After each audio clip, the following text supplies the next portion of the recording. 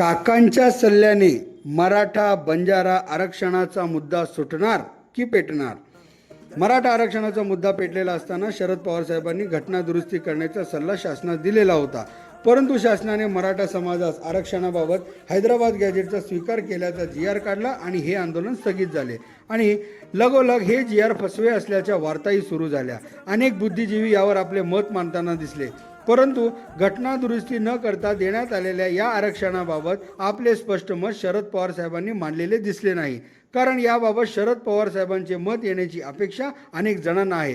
अगर अशाचे GR काढून मराठा आरक्षणाचा मुद्दा सुटणार होता तर मग याबाबत पवार साहेबांना माहिती नव्हते का, मग सांगावयाचे नव्हते, असे अनेक प्रश्न निर्माण होतात. आता हैदराबाद गॅजेटचा स्वीकार केल्याने बंजारा समाजाने आपणास ST प्रवर्गात समाविष्ट करण्याची मागणी करत जोरदार मोर्चा काढला, तर या विरोधात आदिवासी समाजाकडून विरोध होत आहे.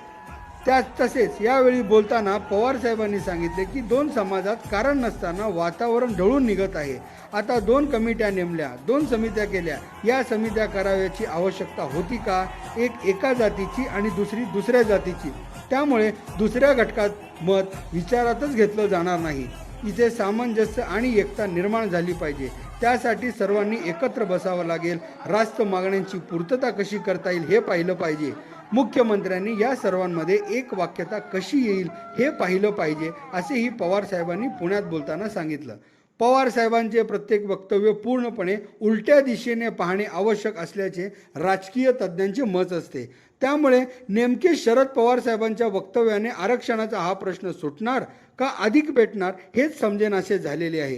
कारण शरद पवार साहेबांची सत्ता जेव्हा राज्यात आणि केंद्रात होती त्यावेळी त्यांनी अशा उपाययोजना का केल्या नाहीत हा प्रश्न खुद्द अजितदादांनीही केलेला होता.